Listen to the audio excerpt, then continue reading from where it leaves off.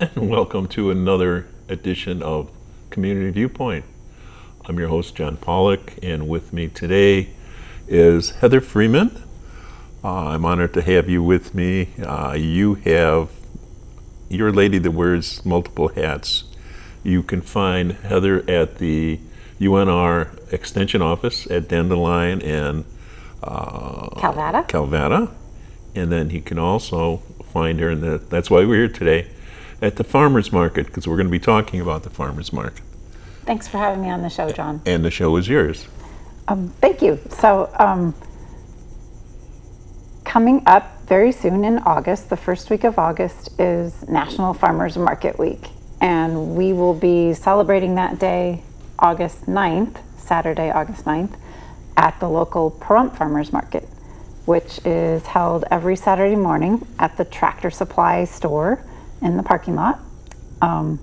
Summer hours for shopping are 7:30 to 11, and we have locally grown fresh seasonal produce. So right now, the time of year, we have tomatoes, zucchini, summer squash, lots of other good things. Do you have fruit there? There is some fruit every once in a while. Because we feature locally grown stuff, it's what's ripe. Oh, okay. And a lot of people with fruit trees here in town tend to share with their neighbors and or preserve it for themselves. So not a lot makes it to the market. I know. But right now in season is some of the later peaches, figs, grapes. So yes, we've had some fruit come the last couple of weeks. That are local. Yep, locally grown. Okay. Yep. We also have a vendor that specializes in microgreens. So if you're a microgreens fan, you can get microgreens. From time to time, depending on who comes, we have eggs. We have baked goods galore. So everything from sourdough, regular wheat, all sorts of sweet breads, flavored breads, buns. We have a British person who makes crumpets and scones. So if you are a fan of that, we have that available. Jams, jellies, and syrups with very amazing flavors. We have a couple people who have gone through the extra training step with Department of Agriculture to get their craft food license. And those people can do pressure canning, not just water bath. So it's a different process. They have to take an extra special class and do an online test and keep some extra records. Okay. So those are the people that can sell pickles and relishes and those kinds of things. So, canned salsa, that kind of thing. So, yep, that's great. And then we also have lots of our arts and crafts booths. So let's see. We have some pictures. Well, you keep what side of the Tractor Supply busy? That's the east side. West side. The west side of the wall. Right. Yes. The side towards Bowling Street. Yes. So a lot of people will gravitate towards the shade. They do. Yeah. Yes. We all of the shady spots are usually claimed every Saturday. But we're on the same side as Java Junkies drive-through. So we have fans that will drive through Java Junkies and get their hot beverage or cold beverage and then come through and get a tasty treat to enjoy. So you told me something. That's where they moved here some time ago. Yes, they've been in that location for a while now. Yep. Yes. So. I think I'll go there since you mentioned that. Yep. And then you asked the people to park across the street on Bowling? Yes, so we don't want to wear out our welcome with Tractor Supply. So if you're there to shop at Tractor Supply, please, you can use Tractor Supply's parking lot. But if you're there specifically to shop at Farmers Market, we do ask people to park across the street from Bowling and then just be... It's a hop, skip, and a jump. Yeah, be careful crossing back over. But so far, we've been allowed to use that gravel lot as parking area. Oh, okay. Yep. Let's see, what else? So part of National Farmers Market Week, we just encourage people to shop local, support your neighbors. One of the easiest ways to preserve the wonderful things that you bring home is either by drying it or freezing it. So we have a lot of people that grow and sell fresh herbs, and they don't last a long time in your freezer or in your refrigerator. Some of them you can keep as a cut bouquet, just like you'd keep a bouquet of flowers. Okay. If you put the stem end in a little bit of water and keep it in the refrigerator, that will help them last longer. But if you know you're not going to use it all up, you can simply strip them off the stem if it's a leafy herb and put it out on paper towels, just like on your dining room table or something, and let them dry. Usually in a few days, in our dry climate, herbs will dry out nicely, and then you can put them in an empty spice jar, and then you've got your own fresh dried herbs to use. Right now is a season that people are making tomato preserves, canned tomatoes, tomato sauce. And if you're not into that, you can simply wash them, cut them up, put them in the freezer. And then when you want fresh tomatoes, you can take a bag out of the freezer and cook with them instead of having them. No, we can't find the tomato sauce at the farmer's market, or can we? No, not That's too hard sauce to process. tomatoes, but they can, like I said, there's 2 vendors that have their certificate to can and sell canned goods. So some of them do have salsa that I've seen. So you have to come and check out what they've got on their menu that day. That's true. And we do, our vendors change from week to week, depending on who's on vacation or who's new to town. And what else is happening in town? The weather, that's right. Yes, holidays. Correct. So many other things. You're like a mail person.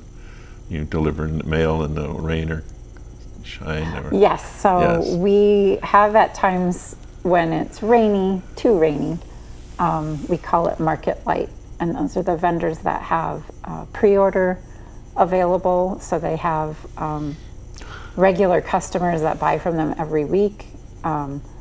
And they will come and set up rain or shine, wind, weather, whatever. And on those market light days, we'll just pull in and open our trunks or open the tailbed of the truck and sell out of that way. But most of the time we're fully set up with canopies and... and on the windy days, that's when I say you go topless there. Oh, so yes, on really windy days, just for everyone's safety, we don't set up the canopy tents. And we have found that in the office supply section at big box stores, they sell the large rubber bands, and those are really wonderful to put around baskets and put around things, put around your clipboard, keeps things from flying away. And then we also have all manner of clamps and clothespins and other things that you clip things down. But they have large rubber bands too? There are large rubber bands that are meant for, I find them in the office supply section. They come like a bag of 100. And they're large enough to go around a clipboard, so helps keep things from flying away. Yes. So, let's see. So your farmers market, well, your farmers, the master gardeners also have it. You have a garden over at the old homestead. At the extension, yes. Extension office. Yep, we have a... So what have you been growing lately? So right now, we're picking all of our fresh herbs, of course. We joke and we say parsley, sage, rosemary, and thyme, oregano. Okay. Let's see, right now is not our dill has gone to seed and done for the year. We're not getting much cilantro right now either, so it kind of depends on the season of the year. Some things are cool, some things are warm, but we're picking tomatoes. We have eggplant, squash planted. Our giant pumpkin vine, I think, is finally going to bloom. That's what I was just going to ask you. And then, so we have asparagus. That's a springtime plant, but we still have some. Where does asparagus come from? Is that in the ground? It's a root. Root? That when it appears above ground, then you cut off the spear, and then later in the summer, it goes to fern looking. Yeah, so once it goes to seed, and then that's storing up energy for the following year. So, Oh, okay. yep. Remember, you heard it here. Anyway, if you come on August 9th to the farmers market, we have some merch for the first 25 people. Ooh, We've okay. got some tote bags, and these are really nice heavy canvas ones that can be washed and reused repeatedly. And then there's also some pot holder mitts and some reminder magnets. And if you zap this QR code with your phone, it takes you to the Nevada Farmers Market website that has information about all sorts of farmers markets all across Nevada. And then as a special guest on August 9th, Tamlin from Nye Communities Coalition will be there, and she'll have some recipe cards and some fun things to do with what you can buy at the farmers market. And in addition to our food vendors, all of our wonderful craft vendors that come and round out the market and just make it wonderful every week. We have a homemade wooden toy maker, someone else that puts their woodcraft skills to use building things for your pets. He's got raised pet food stands. He makes benches. We have a different woodcraft maker that makes Adirondack furniture, fine arts, sewn goods, all sorts of really great things. And a stone carver who's been there for years. Yeah. And I found out we have an original vendor from when it used to be down at Petrick Park. She originally sold, and yes, our wonderful soap vendor, Desert Wash Soaps. So, and cookie bakers, it's just wonderful. So anyway, we've backtracked it 25 years in Pahrump at its various locations. I'm sure there's been farmers markets and swap meets around town since long before the year 2000, but we figure it's been around since about 2000. So. Yes, and remember the 9th, is it? Yep, August 9th from 7:30 to 11. Get yourself some free bags, environmentally friendly bags, and then our pot holders. And then starting next week, we'll be talking about the RAM event also. Yay. Thank you so much for joining us today, and thank you for coming along too. And we'll see you next week. Thank you. Goodbye. Hello, and welcome back to the Community Viewpoint on KPVM. My name's Dr. Christopher Sloot, and I'll be your host for the next 12 and a half minutes. I want to thank KPVM, as always, for having me on the show. Thank you to Mikey Rooney for producing Behind the Background. Mikey, I want to remind you, I'm really excited. I've got this new pen that doesn't click, so you can't yell at me for clicking into my microphone. I'm also really excited to have our guest on today's show, and his name is Jamal Cunningham. Jamal and I met back when he was a student at the Great Basin College campus here in Pahrump, and now he's the manager of the deflection program at the Nye Communities Coalition. Jamal, I'm pretty bad at introductions. I'll remember that you're like a Virgo, but I won't remember to tell people what the heck you do. So please tell folks what you do here at the Nye Communities Coalition. Hello, everybody. My name is Jamal Cunningham. I am the deflection program manager at the Nye Community Coalition, and I have been taking over with that position for the past 8 months now. And we're active in the community. We are a supportive service that assists with people in the justice system that have been arrested or recently released from jail, and we provide services to them, ranging from everything with help with homelessness, mental health issues, and so many other concerns. We work in conjunction with the coalition and community partners, and we're basically a help and a assistive service, and we take the steps with people.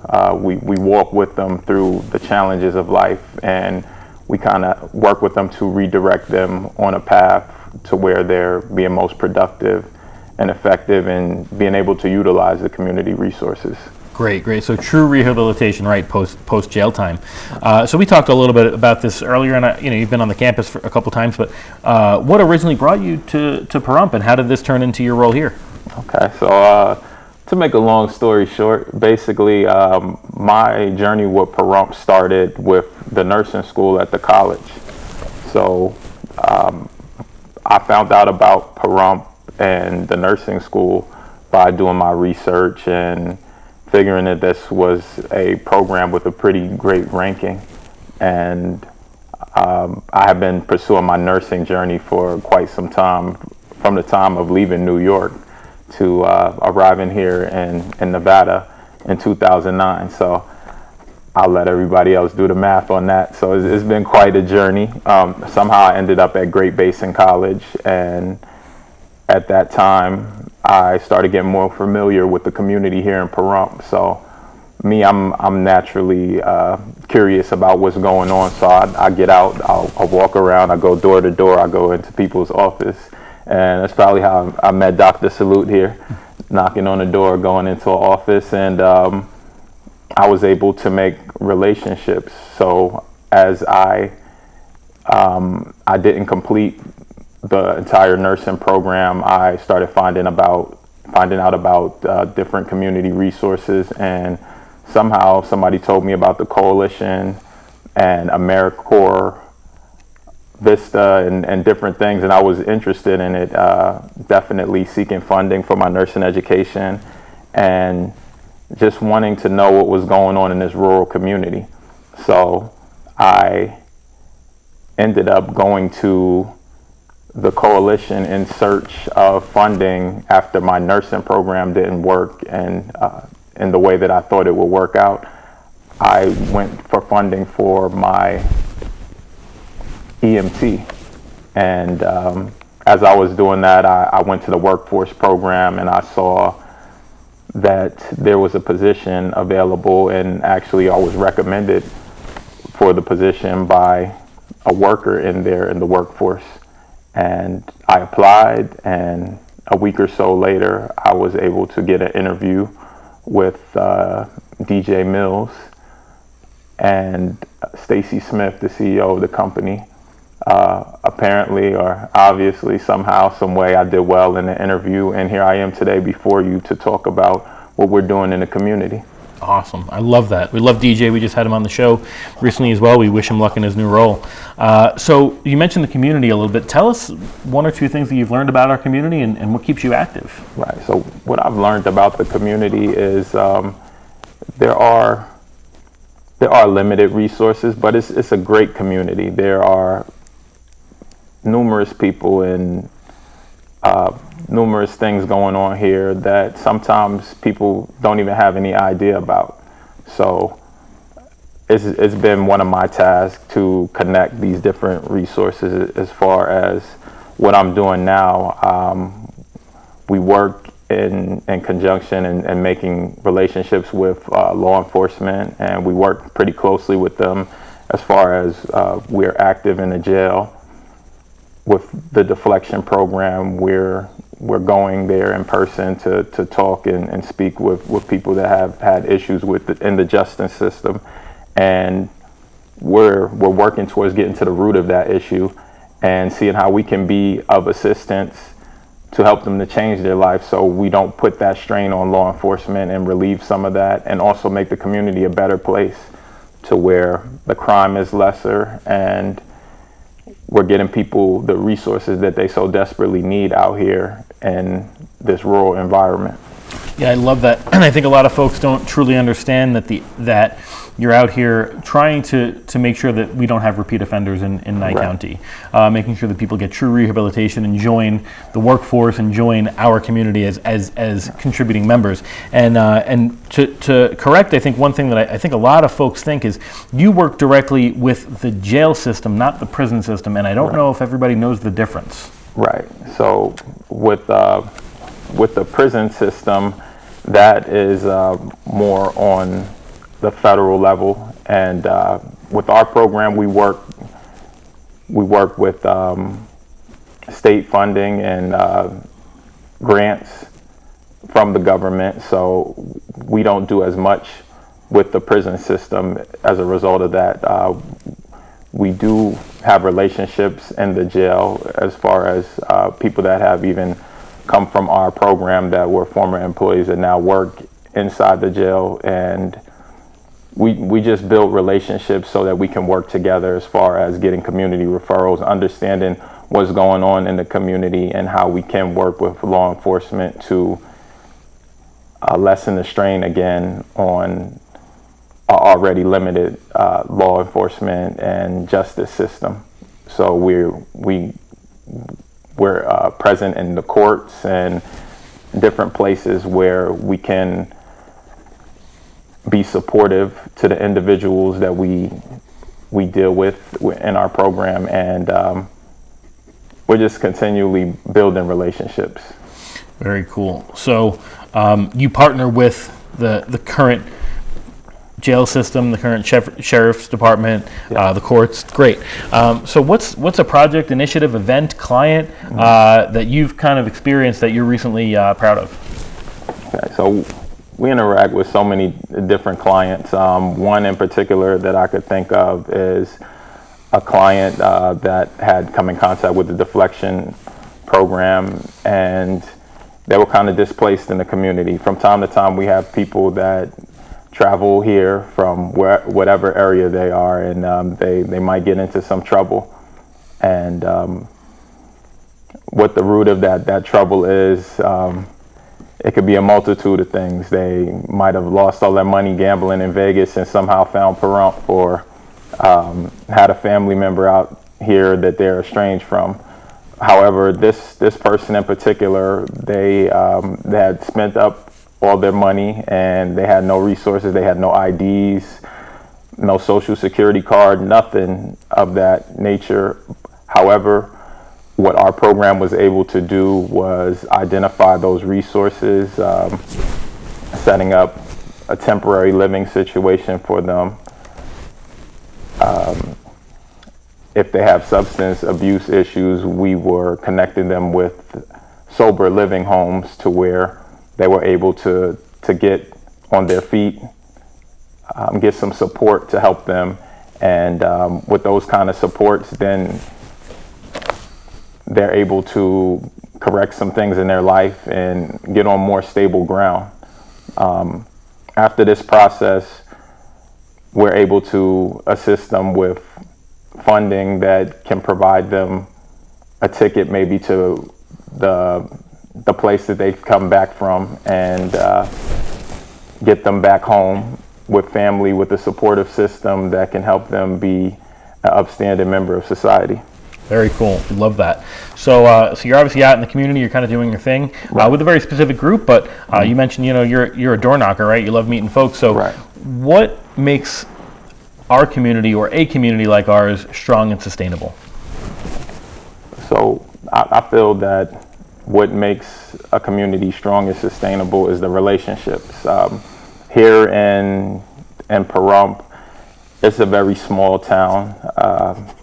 I've seen smaller as I've traveled out into these rural areas, but with it being a small town, there's an intimacy to it where you get to know people, and people know the car you drive and where you work at and different things. But the important thing that I find here is people should know the services and the access to services that are here, and that's how we can continue to build the community and help people get the assistance that they need. So with the deflection program, we're active in assisting people with homelessness, the current opioid crisis, and actually getting some assistance for mental health and behavioral issues, substance use issues, depression, anxiety, any of these things that could all work together to cause them to reviolate and enter the justice system. So